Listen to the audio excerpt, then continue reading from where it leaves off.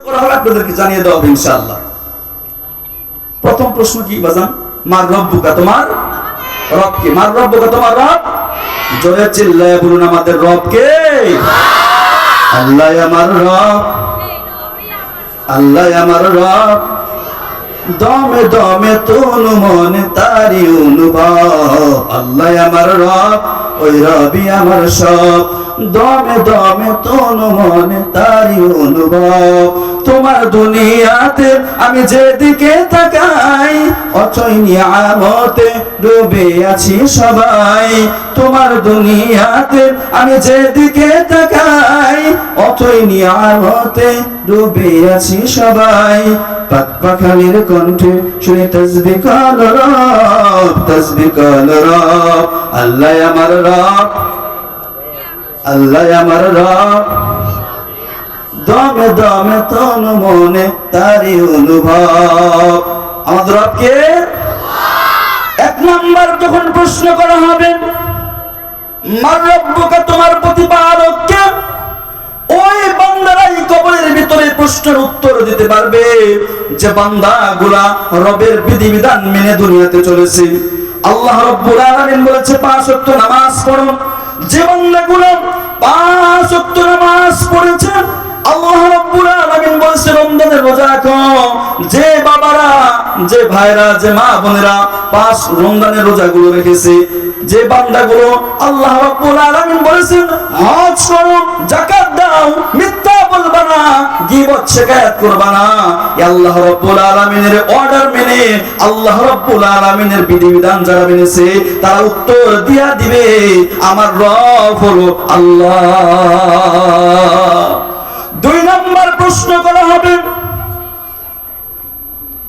আমান হাদার রাজুল আল্লাযী বুইসা ফীকুম, আমার নবী মুহাম্মদুর রাসূলুল্লাহ সাল্লাল্লাহু আলাইহি ওয়াসাল্লামকে দেখিয়ে প্রশ্ন করা হবে, একে কি চিনো নাকি, তার সম্পর্কে কিছু বলো। যে বান্দাগুলা আমার নবীর সুন্নাত অনুযায়ী দুনিয়াতে চলেছে, আল্লাহর নবীর প্রত্যেকটা সুন্নাত মেনে চলেছে, খাইতে বসবে, খানা খাওয়ার সময় রাসূলের সুন্নাত, রাস্তা দিয়ে হাঁটতেছেন, হাঁটার সময় আমার নবীর আদর্শ সুন্নাত মেনে চলেছে, যখন ঘুমাতে যাবে, ঘুমানো যাওয়ার সময়ও আমার নবী বিশ্ব নবীর সুন্নাত মেনে সে ঘুমিয়েছে। তার মানে হচ্ছে প্রত্যেকটা কাজ, ব্যক্তিগত জীবন, সামাজিক জীবন, পারিবারিক জীবন, রাষ্ট্রীয় জীবন, আল্লাহর নবীর আদর্শ মেনে চলেছে, ওই বান্দাই জবাব দিয়ে দিবে ইনি হলেন আমার নবী মুহাম্মাদুর রাসূলুল্লাহ সাল্লাল্লাহু। 3 নম্বর প্রশ্ন করা হবে, আমা দীনুকা, তোমার ধর্ম সম্পর্কে তুমি বলো। এই ধর্ম সম্পর্কে যখন প্রশ্ন করা হবে, ওই বান্দাগুলো উত্তর দিতে পারবে যে তার আদর্শ মেনেছে আমার ধর্ম ইসলাম, আমার ধর্ম ইসলাম যেটা বলেছে আমি সেটাই করব। কোন ধর্মের রাজনীতি, কোন আদর্শের রাজনীতি করতে গিয়ে, কোন আদর্শ মানতে গিয়ে আমার ইসলাম থেকে বাহিরে বের হওয়ার সুযোগ নাই, ঠিক কিনা বলেন? কোন মুসলমানের ঘরের সন্তান ইসলামকে মাইনাস করে কোন আদর্শ মানতে পারে না, কোন মুসলমানের ঘরের সন্তান ইসলামকে বাদ দিয়ে কোন রাজনীতি করতে পারে না, ঠিক কিনা বলেন?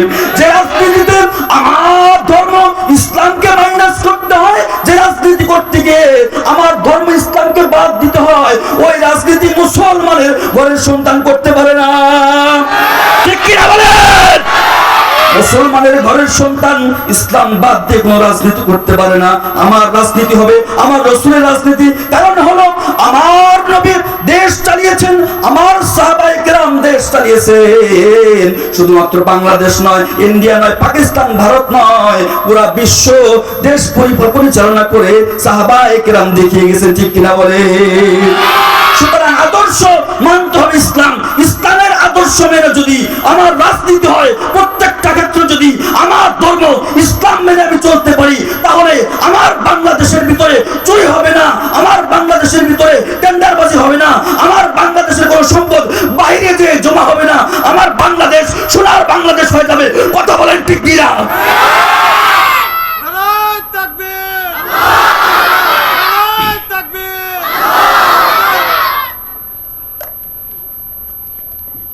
বলতেছিলাম বাজান, 3 নাম্বার প্রশ্ন করা হবে, তোমার ধর্ম সম্পর্কে বলো। যে বান্দা ইসলামের আদর্শ পালন করেছে ওই বান্দা উত্তর দিয়ে দিবে দীনিয়াল ইসলাম। ঠিক কি বলেন?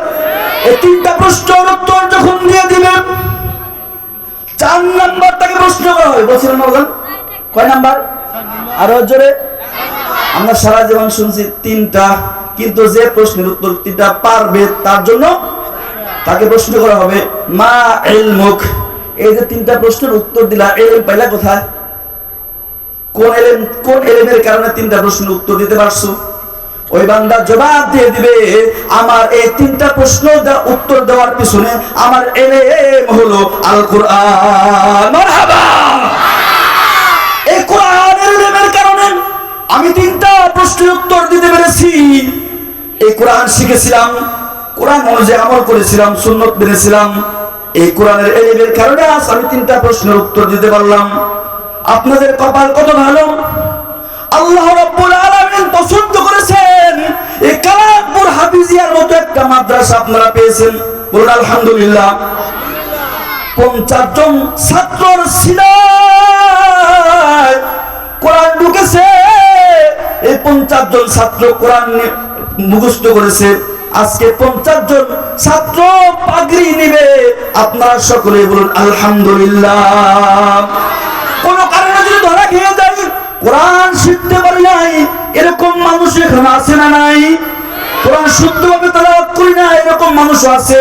ভালোভাবে পড়তেও জানি না, যদি ধরা খেয়ে যায়, হতে পারে এই কালামপুর মাদ্রাসার দিকে নেক দৃষ্টি দেওয়ার কারণে, ভালো দৃষ্টি দেওয়ার কারণে, তোলাবাদেরকে, ছাত্রদেরকে, হাফেজদেরকে মহব্বত করার কারণে আল্লাহ রাব্বুল আলামিন কাল ওই কবরের ভিতরে 3টা প্রশ্ন উত্তর দেওয়া আল্লাহ সহজ করে দিবেন। ঠিক কিনা বলেন? এই 3টা প্রশ্ন 4টার উত্তর যখন দিয়ে দিবে, আল্লাহ রাব্বুল আলামিনের পক্ষ থেকে গায়বী আওয়াজ, এই বান্দা দুনিয়াতে অনেক কষ্ট করেছে, তাহাজ্জুদের নামাজ পড়েছে শীতের সময়, এই বান্দা দুনিয়াতে অনেক কষ্ট করেছে। নারে তাকবীর। সভাপতি সাহেবের আগমন,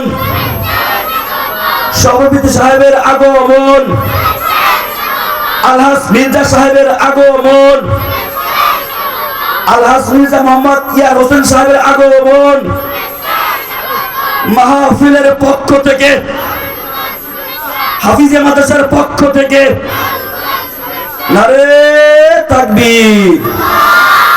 এই 3টা প্রশ্নের উত্তর যখন দিয়ে দিবে, 4টা প্রশ্নের উত্তর যখন দিয়ে দিবে, আল্লাহর পক্ষ থেকে আওয়াজ আসবে, এই দুনিয়াতে এই লোকটা দুনিয়াতে আমার আদর, আমার ইসলাম মানতে গিয়া, আমার কথা মানতে গিয়া, আমার বিধিবিধান মানতে গিয়ে অনেক কষ্ট করেছেন। শীতের সময় সকলেই ঘুমায়, এই বান্দাগুলো না ঘুমিয়ে ফজর যখন আজান দিয়ে দিয়েছে, সাদের ঘুম, আরামের গুলো হারাম করে মসজিদে গিয়ে নামাজ পড়েছে। এই বান্দাকে আর কষ্ট দেওয়া হবে না, এই বান্দাকে আর প্রশ্ন করো না, এই বান্দার কবরটাকে জান্নাতের বাগিচা বানিয়ে দাও। সুবহানাল্লাহ বলেন। পক্ষান্তরে যে বান্দা প্রশ্নের উত্তর দিতে পারবে না, প্রত্যেকটা প্রশ্ন শেষে সে বলবে হায় লা আদরি, হায় লা আদরি, হায় লা আদরি। প্রশ্নের উত্তর যখন না দিতে পারবে, তখন আল্লাহর পক্ষ থেকে তার আযাব নেমে আসবে। আল্লাহ রাব্বুল আলামিন ফেরেশতাদেরকে বলবে এই বান্দাকে আর সুযোগ দেওয়া হবে না। এই লোকটা দুনিয়াতে আমার কত বিধান লঙ্ঘন করেছে, আমি আল্লাহ রাব্বুল আলামিন, আমি মালিক, আসমান বানাইছি, জমিন বানাইছি, আমি তাকে বানিয়েছি, লালন পালন করেছি, তাকে অর্ডার করেছিলাম আমি আল্লাহ, আমার একটা অর্ডারও পালন করে নাই, আমার হুকুম বিধান নামাজ পড়ে নাই, রোজা রাখে নাই, হজ করে নাই, বিধি বিধান পালন করে নাই, তার অনেক সুযোগ দিয়েছি, আর সুযোগ দেওয়া হবে না। এই বান্দার কবরের ভিতরে 70 থেকে 99টা সাপ, এই কবরের ভিতরে 70টা থেকে 99টা সাপ এসে ভরে যাবে। এই বান্দার কবরের ভিতরে জাহান্নামের আগুন জ্বালিয়ে দাও, এই বান্দার কবর আযাব শুরু হয়ে যাবে। বলেন নাউযুবিল্লাহ। তাহলে বেনামাজি গুনাহগার হয়ে কবরে যাওয়ার কোনো সুযোগ আছে? সহ্য করা সম্ভব হবে? বাজান, সহ্য করা সম্ভব হবে না ভাইরা আমার। সেজন্য কবরের ভিতরে যে আযাব যে শুরু হয়েছে চলতেই থাকবে চলতেই থাকবে চলতেই থাকবে কিয়ামত পর্যন্ত। কিন্তু কিছু কিছু এমন আমল আছে আল্লাহ রাব্বুল আলামিন ওই আমলগুলার করার বদৌলতে কবরে আযাব বন্ধ করে দিবেন। বলুন সুবহানাল্লাহ। মুসা আলাইহিস সালামের জামানায় এক আল্লাহর বান্দার মৃত্যু হয়ে গেল। মৃত্যু হয়ে যখন তাকে কবরে রাখা হলো, কবরের ভিতরে আযাব হচ্ছে, কবরের ভিতরে দাও দাও করে আগুন জ্বলতেছে। মুসা আলাইহিস সালাম কবরের পাশ দিয়ে যায়, কবরের ভিতরে আযাব হয়। আল্লাহ রাব্বুল আলামিন মুসাকে ওই আযাব দেখার মতো তৌফিক দিলেন। মুসা আলাইহিস সালাম দৃষ্টি করে দেখলেন এই কবরের ভিতরে আযাব হচ্ছে, কবরটা জাহান্নামের গর্ত হয়ে গিয়েছে। মুসা আলাইহিস সালাম এটা দেখে চলে গেলেন। আবার যখন ফিরে আসতেছে হঠাৎ করে তাকায় দেখে যে কবরের ভিতরে যাওয়ার সময় আযাব দেখেছিল ওই কবরের ভিতরে আযাব হয় না, আল্লাহ রাব্বুল আলামিন কবরটাকে জান্নাতের বাগিচা বানিয়ে দিয়েছে। আল্লাহ রাব্বুল আলামিন মুসা আলাইহিস সালামকে জানিয়ে দিলেন, হে মুসা, যাওয়ার সময় দেখতেছিলে কবরের ভিতরে আযাব হচ্ছে, এখন যখন চলে আসলো এখন আযাব বন্ধ হয়ে গিয়েছে। কেন জানো? তার একটা সন্তান দুনিয়াতে রেখে এসেছিল। তার স্ত্রীর গর্ভে একটা সন্তান যখন আসে তার মৃত্যু তখন হয়ে যায়। লোকটা মৃত্যুবরণ করার সময় স্ত্রীকে ওসিয়ত করেছিল, হে আমার স্ত্রী, আমার সন্তান তোমার গর্ভে রয়েছে, আমি ইন্তেকাল করলে এই সন্তান প্রসব করলে এটাকে মাদ্রাসায় পড়াবা, কোরআন শিখাবা, তার মানে ওই জামানের যে কিতাব সে কিতাব শিখাবা, আল্লাহর কালাম শিখাবা। এটা ওসিয়ত করে সে ইন্তেকাল করেছিল। যখন তুমি যাইতেছিলেন তখন পর্যন্ত ওই বান্দার কবরে আযাব হচ্ছিল, কারণ সে গুনাহগার ছিল, গুনাহের কারণে তার কবরে আযাব হচ্ছিল। যখন তুমি আসতেছিলে ওই আসার আগ মুহূর্তে ওই বান্দার সন্তান প্রসব করেছিল, বড় হয়েছে, আজকে সন্তানকে মাদ্রাসায় নিয়ে গিয়ে ভর্তি করেছে। ভর্তি করানোর পর তার উস্তাদ শিক্ষা দিয়েছে বিসমিল্লাহির রহমানির রহিম, এই সবক তাকে শিক্ষা দিয়েছে। ওই বাচ্চার মুখ থেকে আমার নাম রহমান, আমার নাম রহিম উচ্চারণ হয়েছে। ওই বান্দার ওই সন্তানটা নেক আমল করার কারণে, ওই সন্তানটা আমার নাম রহমান রহিম নেওয়ার কারণে আমি আল্লাহ রাব্বুল আলামিন তার বাবার কবরের আযাব মাফ করে জান্নাতের বাগিচা বানিয়ে দিয়েছি। সেজন্য উচিত হলো এমন কিছু কাজ করে যাওয়া যার বিনিময়ে আল্লাহ রাব্বুল আলামিন পরে গেলে শান্তি দিবেন। যদি কোনো কারণে কবরে আযাবের পাক্কা হয়ে যায়, আল্লাহ রাব্বুল আলামিন যেন এই সমস্ত কাজগুলো করার কারণে জান্নাতে ওই কবরটাকে জান্নাতের বাগিচা বানিয়ে দেন। ঠিক কিনা বলেন? সেজন্য আমরা অনেকেই কোরআন তেলাওয়াত করতে পারি না, নামাজ আমাদের শুদ্ধ হয় না।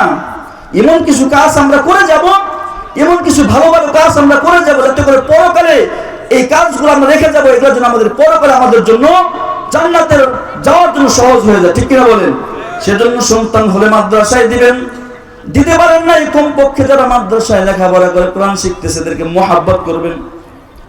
10 টাকা 5 টাকা মাদ্রাসায় যদি দান করেন, যতদিন পর্যন্ত একটা ছাত্র আপনার এই 1 বস্তা চাউল দিয়েছেন, চাউল খেয়ে সে পড়ালেখা করেছে, 5টা টাকা দিয়েছেন মাদ্রাসায়, এই মাদ্রাসায় সে পড়ালেখা করেছে, সে বড় হয়ে আলেম হয়েছে, তার ছাত্র এভাবে কিয়ামত পর্যন্ত তার মাধ্যমে যত আলেম আসবে, যত ছাত্র আসবে, এই সবগুলা আল্লাহ রাব্বুল আলামিন মৃত ব্যক্তির কবরের ভিতরে পৌঁছায় দিবেন। সুবহানাল্লাহ।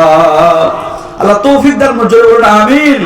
সুতরাং বেনামাজি হয়ে গুনাহগার হয়ে কবরে যাওয়ার কোনো সুযোগ নাই। এখন কি করব আমরা? আমরা তো অনেক গুনাহ করে ফেলেছি, নামাজ তো অনেক কাজা হয়ে গিয়েছে, আমরা তো গুনাহগার। উপায় কি? আল্লাহ রাব্বুল আলামিন আমাদের জন্য সহজ করে দিয়েছেন। তুমি যতই গুনাহ করো না কেন, বান্দা গুনাহ করবে, এটাই স্বাভাবিক, অস্বাভাবিকের কিছু না। নবী ছাড়া যত মানুষ আছে সমস্ত মানুষই অপরাধী, কুল্লু বানি আদম খাত্তাউন ওয়া খায়রুল খাত্তাইনা আত-তাওয়াবুন। বনি আদম যত আছে প্রত্যেকটা বনি আদম অপরাধী। নবী ব্যতীত যত মানুষ আছে সবাই অপরাধ করবে, কিন্তু আল্লাহ রাব্বুল আলামিন অন্যত্র বলেছেন আল্লাহ রাব্বুল আলামিন বলেছেন তোমরা মুসলমান না হয়ে কবরে আসবা না। মানুষ গুনাহ করবে, বাকি গুনাহ নিয়ে কবরে যাওয়া যাবে না। তাহলে কি করতে